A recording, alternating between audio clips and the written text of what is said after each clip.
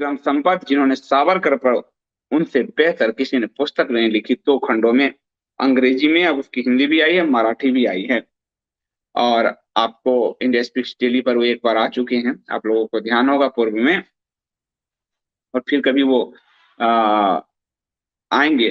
तो आज तक पे एक विमर्श था, वो आए हुए थे वहां, साहित्य तक जो चलता है, और वो उन्होंने आज एक बड़ी बात बताई कि वीर सावरकर और आरएसएस की विचारधारा में अंतर।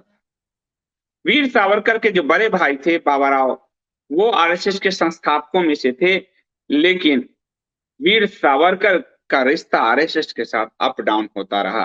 तो आज अगर कोई आरएसएस की हम लोग आलोचना करते हैं तो उसको आप लोग अन्यथा ना लें, क्योंकि वीर सावरकर से महान तो आप नहीं ही हैं भाई, न जिंदगी में हो सकते। तो वीर सावरकर ने जब हिंदुत्व पर आरएसएस के लचर रवैयों को लेकर आलोचना की, तो आप समझिए कि वीर सावरकर जो है वो अगर कुछ कह रहे हैं तो उसको सुनना चाहिए, और यही विक्रम संपत ने आज कहा है।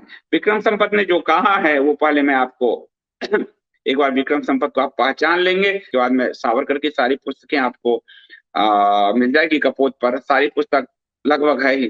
तो ये है विक्रम संपत, और विक्रम संपत ने जो कहा उसको सुनिए, वो बड़ा ध्यान से सुने जाने लायक है, क्योंकि जो हम लोग कहते रहे हैं, और अभी जब मुझे गुरुजी वाली पुस्तक के लिए पुरस्कार भी मिला है, तो आप मुझे समझ सकते हैं कि मैंने बहुत डीप जाकर आरएसएस को समझा है, लिखा है। और जब संपत बोल रहे हैं जिन्होंने सावरकर पर अल्टीमेट काम किया है, इनसे बड़ा किसी का काम ही नहीं, तो उनको सुना जाना चाहिए। विनय दामोदर सावरकर का राष्ट्रीय स्वयंसेवक संघ से का जो हिंदुत्व है, उससे सावरकर का हिंदुत्व अलग था। संघ के साथ उनके रिश्ते बड़े उतार चढ़ाव वाले थे। विक्रम संपत ने एजेंडा आज तक में ये बात कही, और वो जो सत्र था सावरकर के नाम सत्र, उसमें वो शामिल थे। विक्रम संपत ने कहा कि हम लोग हिंदू राष्ट्र के बारे में जो विचार रखते हैं वह भी काफी गलत है। ये भी लोग नहीं जानते कि सावरकर आरएसएस का हिस्सा नहीं थे, उनके बड़े भाई बाबा राव आरएसएस के संस्थापकों में से थे। लेकिन सावरकर और संघ के रिश्ते हमेशा ऊपर नीचे होते रहते थे। जब गोलवलकर जी, जिनकी बायोग्राफी मैंने लिखी है, जो कि आरएसएस के तब सरसंघ चालक थे, तब उनके साथ काफी मतभेद थे। गोलवलकर जी के और सावरकर के काफी मतभेद थे, बड़े गहरे मतभेद थे। उन्होंने एक काफी लोकप्रिय बयान दिया था। सावरकर जी ने जब, क्योंकि संघ के लोग आज भी इस चीज को अटैक करते हैं, संघ को आप किताबों से नहीं समझ सकते, यानी बौद्धिकता से संघ को इन्होंने दूर कर दिया। कहते हैं शाखा में जाइए ऐसे, तो सावरकर जी के साथ ऐसे महान। तो सावरकर जी ने जो कहा वो मैं कोट कर रहा हूं विक्रम संपत। उन्होंने कहा कि आरएसएस के स्वयंसेवक की समाधि पर यदि कुछ लिखा जाएगा तो यही उसकी जीवनी में उपलब्धि क्या रही, तो सिर्फ 3 बातें लिखी जाएगी।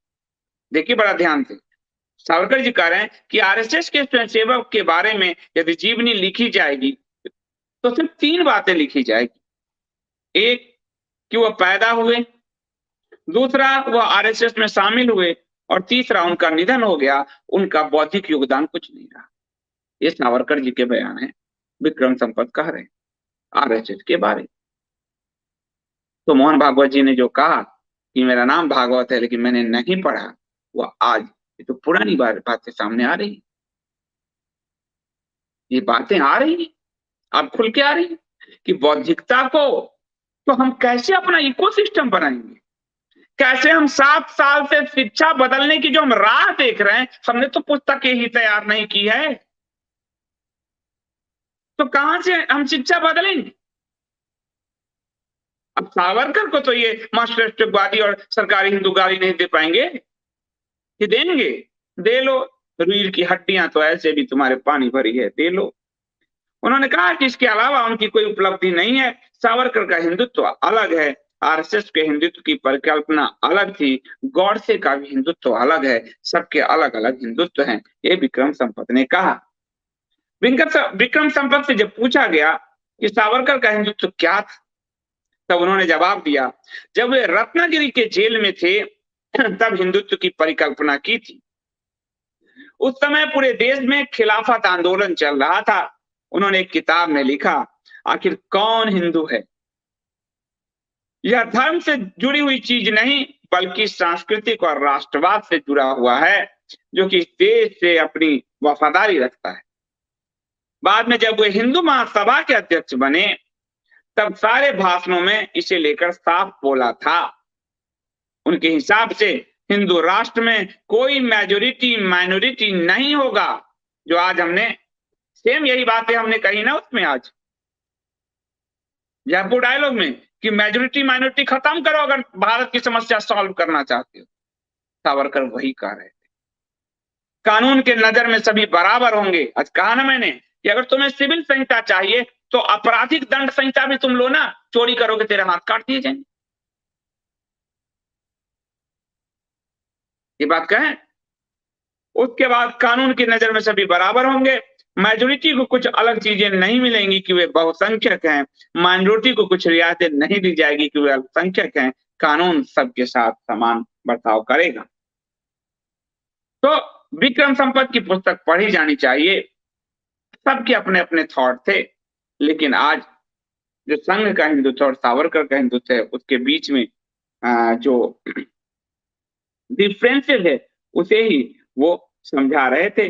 और मुझे लगता है कि इस पे बातचीत होनी चाहिए, लोगों को विमर्श करना चाहिए, क्योंकि अगर आप विमर्श नहीं करेंगे तो फिर ढाक के तीन पात रह जाएंगे।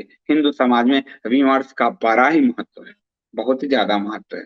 तो विमर्श कीजिए, क्योंकि अगर विमर्श नहीं किया आपने तो फिर आपने सनातन को नहीं समझा, सनातन की यात्रा को नहीं समझा, और फिर आप वही ढाक के तीन पात। और शायद इसी वजह से जो हाँकने वाले 1000 साल से हमें हाँकते चले गए, क्योंकि हम अपने सनातन को, उस मूल यात्रा, उस मूल विचार, उस अध्ययन को, शास्त्रों के अध्ययन को हमने नहीं किया, नहीं पढ़ा, नहीं समझा। पढ़िए तो आप जीतेंगे।